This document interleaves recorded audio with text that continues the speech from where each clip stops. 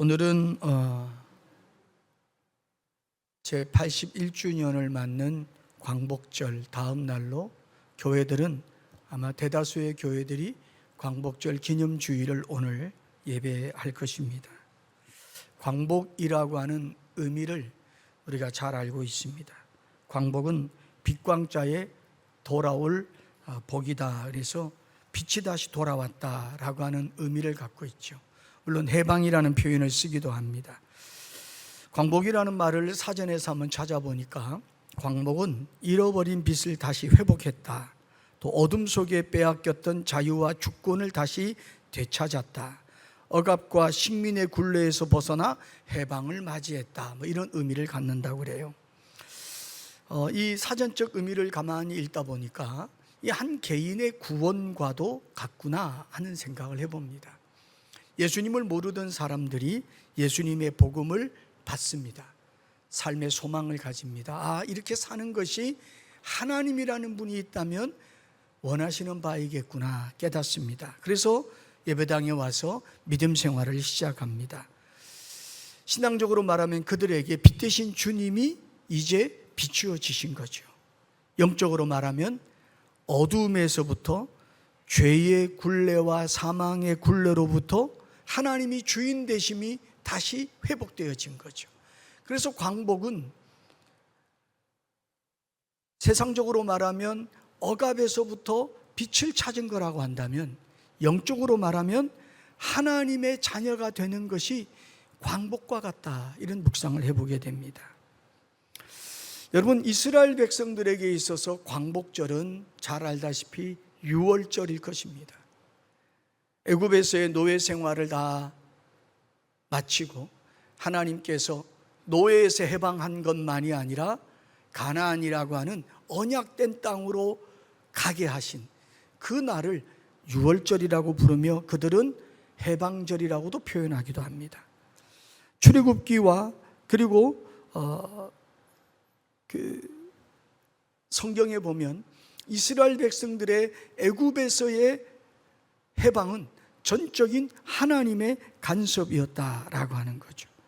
출애굽기 8장 1절에 보니까 하나님이 홍해를 가르시고 구름 기둥과 불 기둥으로 하나님의 백성을 인도하시는 그 여정을 위해 애굽에서부터 하나님의 백성을 보내라 선언하시게 되는 것입니다. 또한 이스라엘 백성들이 애굽에서부터 해방된 것만이 아니라 우리가 잘 아는 아수르라 또는 바벨론에 의해서 포로가 되어져서 70년의 그 포로 생활을 마치고 페르시아 제국이 들어서면서 고레스 왕을 통해 그 포로된 이스라엘 백성들이 본토로 돌아가게 되는 그 놀라운 일, 시편 말씀에는 마치 꿈꾸는 것 같은 하나님의 대사를 만나는 그 일 속에도 스가랴서의 말씀에는 바사왕 고레스가 명령을 내어 이르는데 이스라엘 하나님 여호와께서 그를 명하여 예루살렘으로 그 백성들을 가게 했다라고 선언하게 돼요. 결국은 하나님께서는 이렇게 성경의 역사 안에 보면 하나님의 백성들의 삶 속에 친히 간섭하셔서 하나님께서 하나님의 백성들을 구원하시는 역사를 말씀하고 있어요. 이것은 우리 개개인에게도 빛 되신 그리스도 예수를 통하여 구원받게 하시는 하나님의 구원의 역사와 선을 같이 하고 있습니다. 오늘은 우리가 광복절 기념주일로서 하나님께서 이 백성에게 하나님의 구원의 손을 거두지 마시옵소서 하는 마음으로 우리 한국교회는 예배를 합니다. 한 걸음 더 나아가서 세계 유일한 분단 국가로 있는 이 한반도 땅에 하나님께서 분단의 역사를 청산해 주시고 그리고 한민족이 하나가 되게 하는 날이 속히 오게 하옵소서. 그런 마음으로 우리 한국교회는 오늘 광복절 기념 예배를 드리고 있습니다. 여러분, 오늘 이사야 9장의 말씀을 이런 측면의 믿음의 눈으로 바라보게 될 때 우리는 하나님을 향하여 이런 마음들을 가지고 예배하고 이런 마음들을 가지고 기도했으면 좋겠어요. 그래서 오늘 어쩌면 이 설교가 여러분들에겐 분위기가 다분히 무거울 수도 있겠지만 그러나 우리 한국교회가 잊지 않고 민족을 위해 기도하고 잊지 않고 하나님이 이 민족을 어떻게든 하나님의 거룩한 백성으로 삼아주시기 위해 동일한 기도를 드려야 된다면 우리는 이런 기도를 드려야 되지 않겠는가 하는 측면에서 오늘 이사야 9장의 말씀 본문을 가지고 저와 여러분이 하나님의 말씀을 마음에 새겼으면 좋겠습니다. 먼저 우리는 이런 기도를 드려야 됩니다. 한번 따라할까요? 하나님, 이 민족에 하나님의 손길이 개입하게 하옵소서. 여러분, 한 개인이 예수님을 믿는 것은 그 사람의 남다른 똑똑함이나 분석함 때문이 아니에요. 실제로 하나님이 그 사람에게, 그 사람의 삶에 개입하지 않으면 어떤 누구가 복음을 전해도 그 사람의 마음은 완고하여 문이 열리지 않고, 혹여 교회를 한 번쯤 나가준다 할지라도 지속할 수 없는 것은 하나님이 개입하지 않으면 안 되는 거죠. 이 한반도 땅에도 마찬가지입니다. 이사야 9장은 북이스라엘이 이미 멸망의 그늘 아래 있었고 남쪽 유다마저도 아수르에 의해서 위협을 받고 있는 그 상황에서 선지자 이사야는 이 이사야 9장을 통해 절망과 낙심을 말하는 것이 아니라 하나님이 우리 안에 이런 일을 이루실 것이다 라고 하는 소망의 예언을 하고 있어요. 1절 말씀해 보니까 전에 고통받던 자들에게 흑암이 없어질 것이다.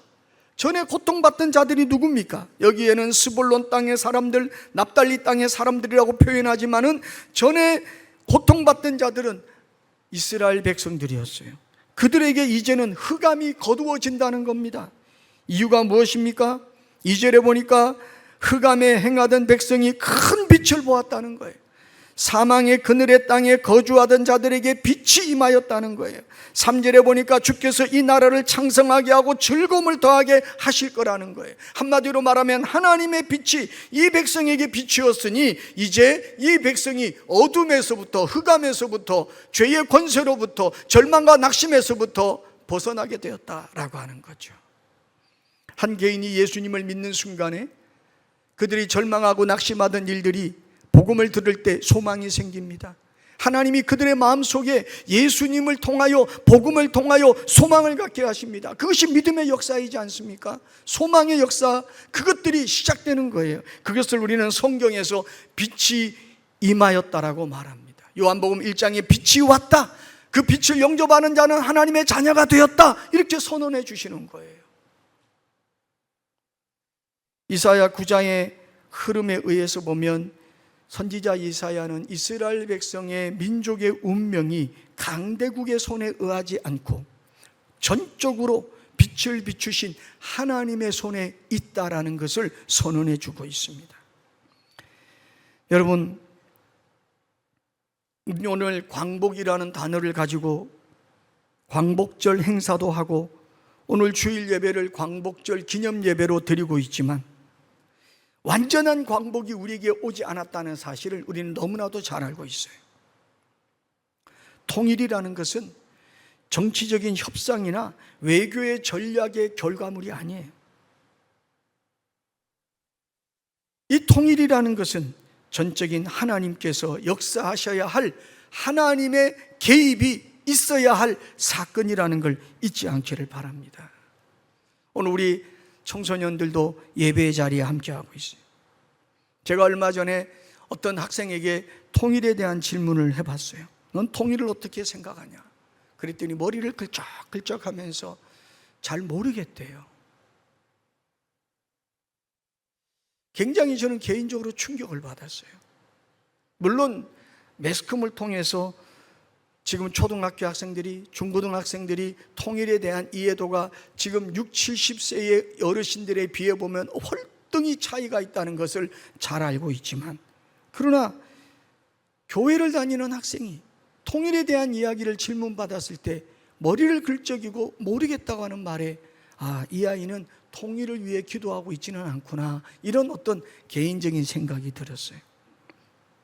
여러분들은 어떻습니까?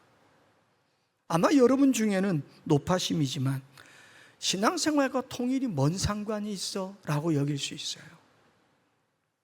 그런데 여러분,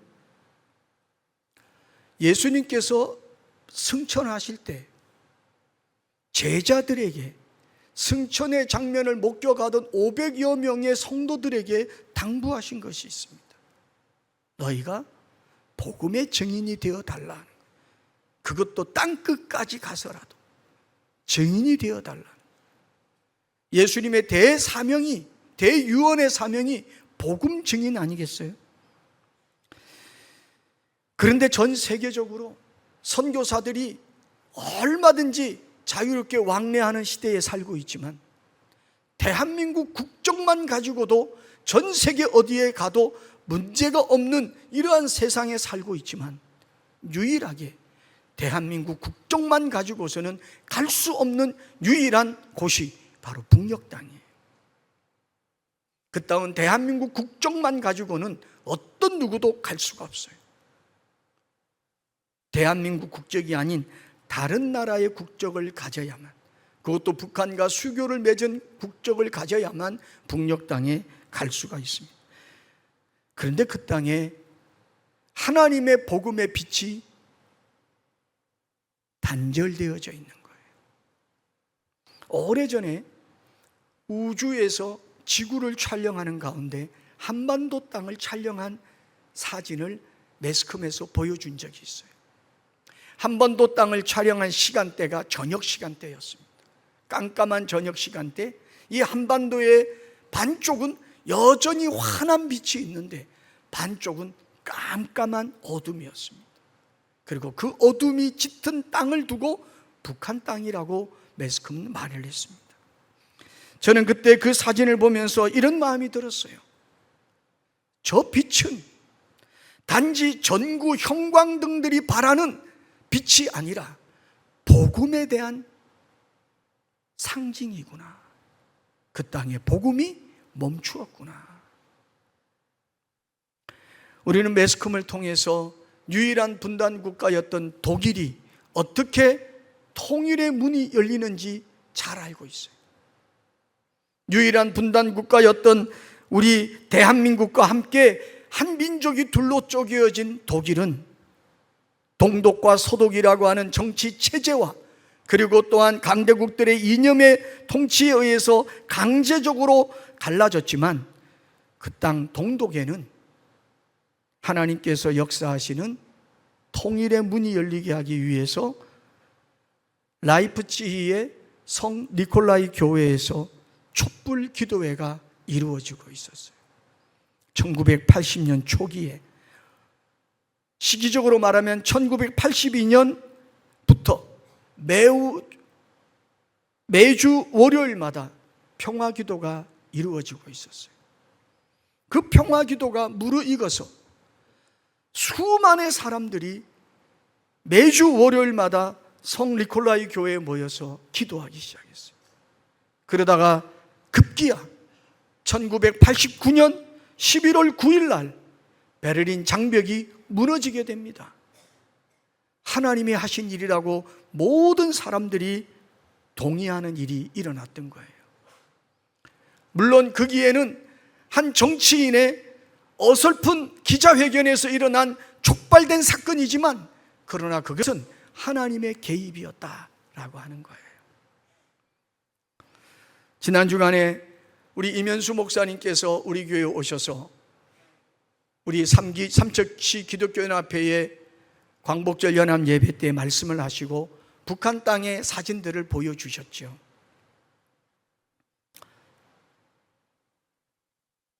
많은 사람들이 북한 땅은 교회가 사라졌기 때문에 믿는 자들도 없을 것이라고 생각을 했어요.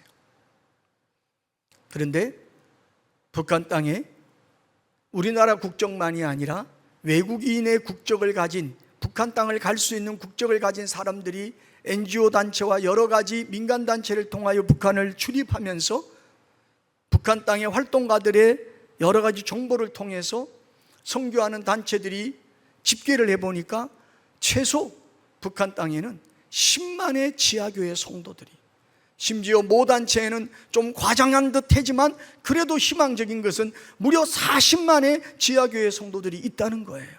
제가 오늘도 예배를 준비하고 설교를 준비하면서 문득 이런 생각을 했어요. 그들도 오늘이 주일인 걸 기억한다면 그들도 오늘은 숨죽여가며 개인이 혹은 가족이 혹은 몇몇의 성도들이 예배를 드리고 있겠구나. 여러분, 이것은 사람이 일구어내는 일이 아니에요. 오래전에 저는 탈북했던 한 성도의 간증을 들었어요.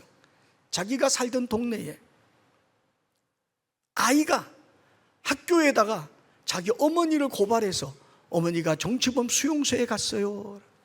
사연이 이것입니다.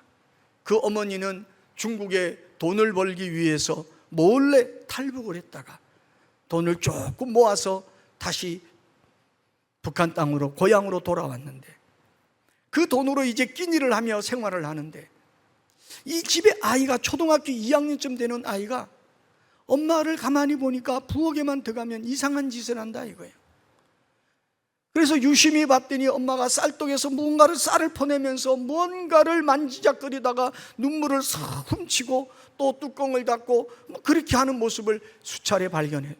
이 아이가 궁금해가지고 도대체 엄마는 쌀떡에 뭘 집어넣길래 저렇게 우나? 그리고 엄마가 없는 사이에 몰래 가서 쌀떡을 뒤져보니까 손바닥만한 성경책이 나와. 이 아이는 성경책이 뭔지 모르니까 이 책을 몰래 가져다가 학교 선생님에게 보여줬어요. 우리 어머니가 이런 일을 해요. 그 선생님이 보니까 성경책이에요. 그날 오후 바로 보위부에서 이 집에 들이닥쳐서 어머니를 체포해 가는 거예요. 이유는 불온 서적을 쥐고 있다 이거죠. 그런 곳이 북한 땅이 복음을 막고 가까이 하지도 못하게 하는 그런 어떤 철옹성 같은 곳에도 하나님이 개입하시니까 3, 4대의 신앙생활을 했던 숙청당했던 기독교인들의 집안의 사람들이 또 중국 땅이나 해외에 가서 생활하다가 북한으로 돌아온 사람들이 복음을 알고 복음의 역사들이 하나님의 역사로 시작되고 있다는 거예요. 그래서 한국교회도 2000년 초반부터 운동이 일어나기 시작했어요. 우리도 독일교회처럼 기도를 하자. 공개적인 자리에서 북녘 동포들을 위해 기도를 하자.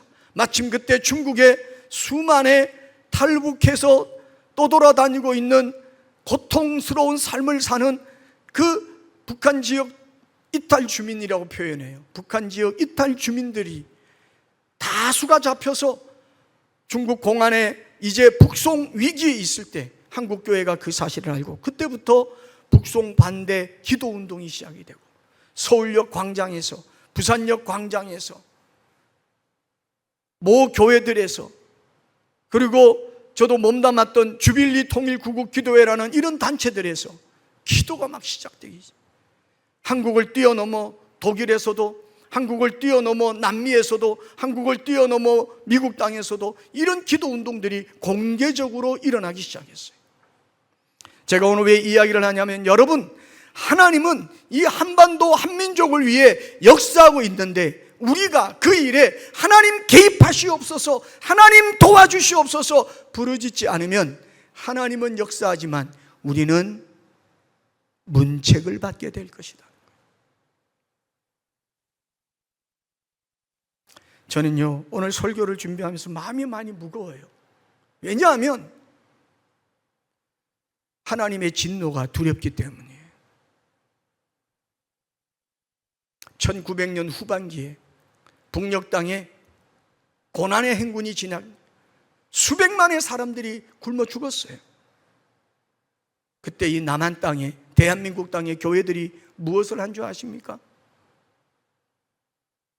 교회 다닌다는 성도들이 옷 자랑이나 하고 몸매 자랑하고 다이어트 자랑하고 저는 한번 역사적으로 한번 진단을 해봤어요. 이것이 방송에 나가기 때문에 매우 조심스럽습니다만은 그렇지도 않을 수 있다라고 하는 가능성 때문에 조심스럽지만 여러분 북한은요 해방되기 전에 교회가 3,000여 개가 있었어요. 대한민국 땅은요, 훨씬 적은 500여 개 넘는 교회가 있었어요. 북한을 두고, 평양을 두고 제2의 예루살렘이라고 할 만큼 복음이 엄청난 폭발적 역사가 일어났었어요. 여러분 잘 아는 1907년에 대부흥운동을 시점으로 해서 복음이 폭발적으로 퍼지기 시작했죠. 그런데 왜 북녘 땅에 그렇게 교회들이 많았는데 전쟁은 북녘 땅에서 터졌냐는 거예요. 왜 김일성과 공산주의가 북녘 땅을 장악하고 남녘 땅은 반대가 되었냐는 거예요. 저는 구속사적인 입장에서 바라보면 눈물이 날 정도. 그 이유는 다름이 아니에요. 하나님께서 이 남녘 땅을 사랑하셨기 때문에. 그럼 북녘 땅은 사랑하지 않았느냐? 그런 것이 아니에요. 하나님의 역사는 우리가 이해할 수는 없으나 이 대한민국을 하나님이 거룩한 민족으로 쓰시려 하는 원대한 계획이 있었다라고 하는 사실이에요. 그런데 한 역사를 살펴보다 보니 해방을 맞이하기 전에 북녘 땅의 교회들의 모습들 중에는 하나님이 주신 부흥의 역사 속에서 신사참배를 하고, 부흥의 역사 속에서 민족을 돌아보지 않고 그 안에서도 오늘날과 같은 교회의 뒷모습들이 있었다, 이런 말이에요. 그런데 하나님이 이 민족을 사랑하시기 때문에 전쟁이라는 방식이 원치는 않지만 흔들어 놓으셨다. 그리고 여러분 아십니까? 대한민국 땅에 있는 교회들 중에 교회 설립 기념주일이 1951년, 1954년, 1950 몇 년 이런 교회들은 대다수 70%가 북녘 땅에서 내려온 실향민들이 개척하여 세운 교회들이 많다라고 하는 사실. 그래서 여러분 지금 한국은 일명 선교 한국 교회라고 말할 만큼 교회의 부흥을 맛보고 있는 거예요. 그런데 우리가 다시 북녘 땅을 향해서 복음의 빚진 마음으로 기도하지 않는다면 하나님은 우리에게 무엇을 물어보겠습니까? 저는 오늘 말씀을 준비하면서 하나님, 이 대한민국을 살리시기 위해서라도 우리에게 통일을 위한 기도가 회복되게 하여 주시고 하나님이 개입하여 주시옵소서. 사람이 할 수 있는 일이 아니에요. 두 번째로 우리는 통일에 대한 기도를 드리면서 신앙 고백적인 믿음을 가져야 돼요. 어떤 분들은 통일 그러면 경제적 논리, 정치적 이해를 가지고 말합니다. 여러분, 시편의 말씀처럼 하나님이 이루시는 대사는 마치 꿈꾸는 듯하게 일어나는 일이지만 사람이 판단할 수 없는, 하나님만이 하신 일이라고 인정할 수밖에 없는 거룩한 역사예요. 그런데 이 통일을 바라볼 때 우리는 이런저런 판단과 계산보다 하나님께서 이 민족을 사용하여 주시옵소서. 여러분 아십니까? 여러분이 살고 있는 이 도시를 우리는 국도 7번이 지나가고 있어요. 국도 7번에 뭐가 있는지 아십니까? 아시안 하이웨이라고 들어보셨나요? 유라시안 지역의 대륙 32개국이 서로 협의하여 국제 고속도로망을 만들었어요. 그래서 경부고속도로 여기는 1호선 표지판이 있고 국도 6번, 7번 국도 여기에는 6호 표지판이 있는데 아시안 하이웨이라는 표지판이 있어요. 아마 여러분 다시 고속도로를 타실 때마다 한번 살펴보시고 국도 7번을 다닐 때 살펴보세요.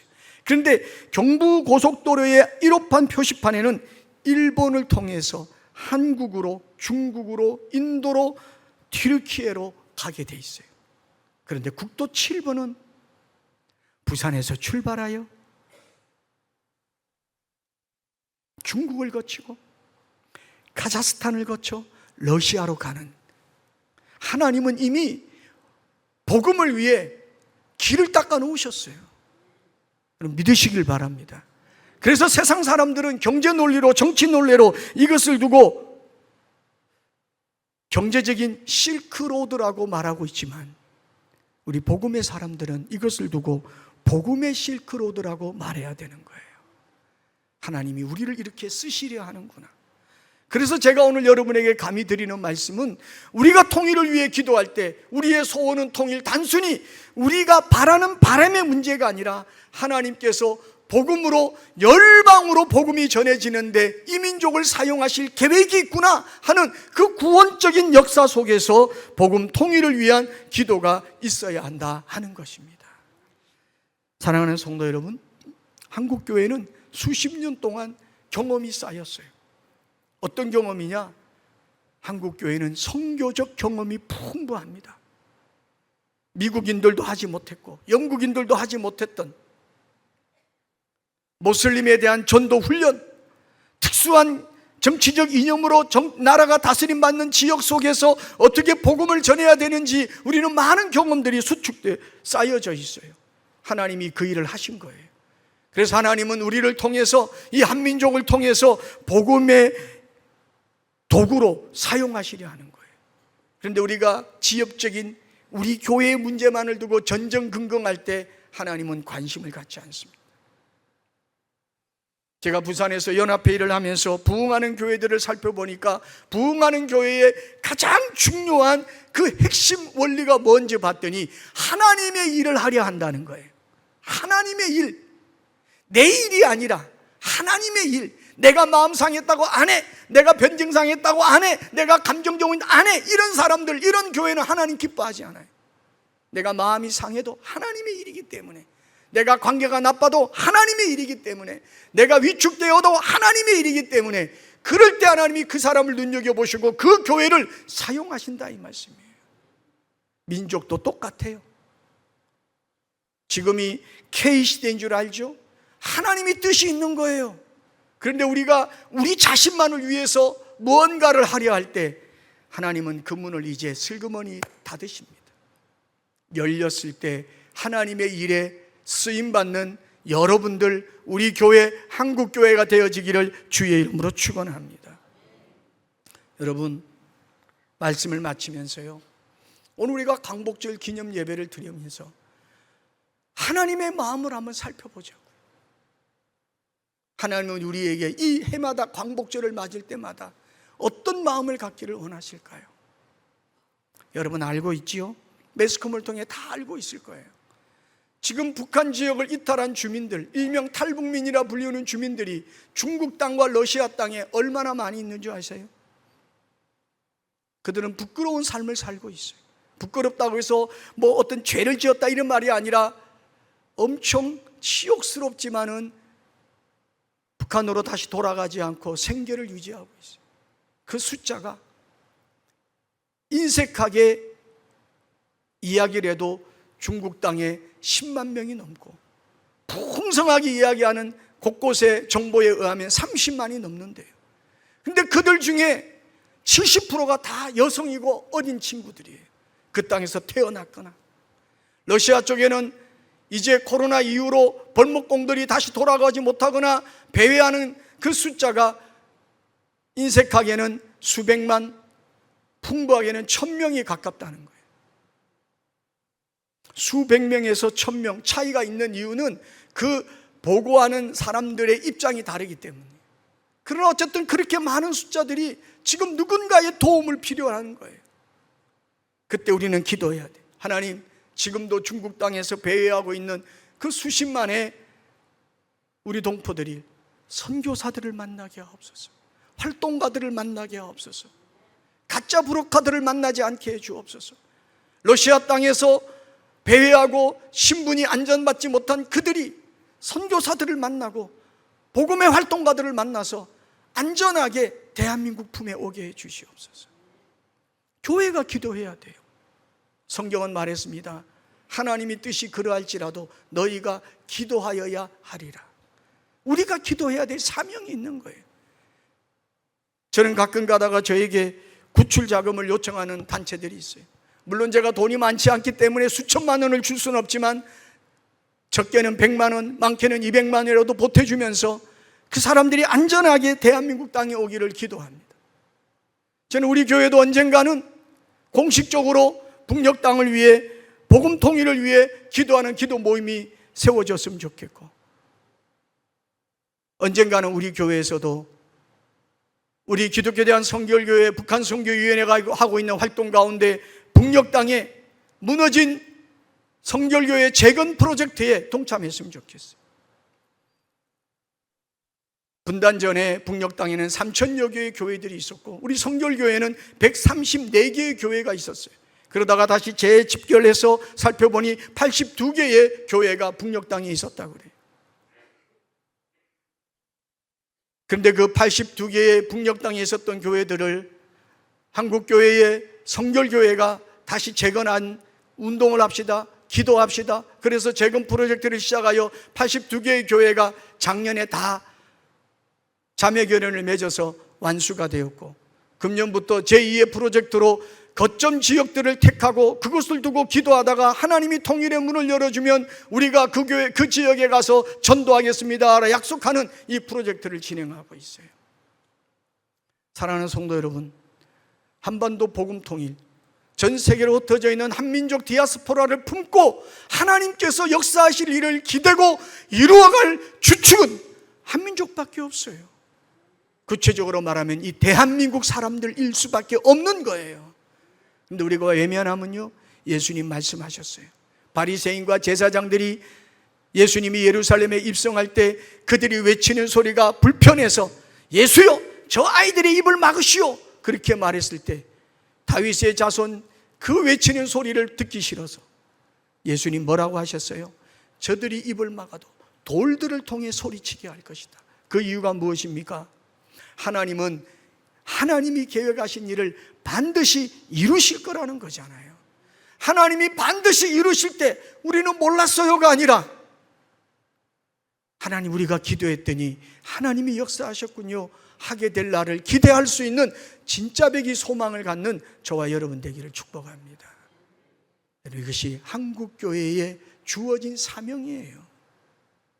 우리는 가끔 가다가 텔레비에 보면 여러분의 만원이 저기 아프리카에, 저기 분쟁 지역에 아이들의 의료비가 되어집니다, 이렇게 호소하는 장면들을 보지요. 가슴이 뭉클거리면 도와주고 싶지 않습니까? 그런데 여러분, 북녘 땅도 내 동포, 내 민족이에요. 우리는 그 땅을 위해 돈 10,000원은 보낼 상황이 못 되더라도 식사할 때마다 10,000원보다 더 가치가 있는 기도를 하는 저와 여러분 되기를 축복합니다. 식사할 때마다, 생각날 때마다 그들을 위해 기도할 때 하나님은 여러분의 기도가 쌓이고 쌓일 때 피 흘림이 없는 복음을 통한 통일의 문을 열어주실 줄로 믿습니다. 하나님의 그 일을 우리가 기대해야 된다는 거예요. 사랑하는 성도 여러분, 하나님은 반드시 우리에게 복음적 통일의 문을 열어주십니다. 그래서 우리는 이렇게 앞으로 기도했으면 좋겠어요. 화면을 한번 올려봐 주시기 바랍니다. 한번 저를 따라 합시다. 하나님, 이 한반도에 참된 영적 광복을 주시옵소서. 두 번째로, 하나님, 이 한반도에 참된 육적 광복이 임하게 하옵소서. 세 번째, 우리 한번 소리 높여서 다시 따라합니다. 하나님, 이 한반도에 광복이, 통일이 하나님의 손으로 이루어지게 하옵소서. 우리가 꼭 이런 기도를 올려드릴 수 있기를 바랍니다. 기도하겠습니다.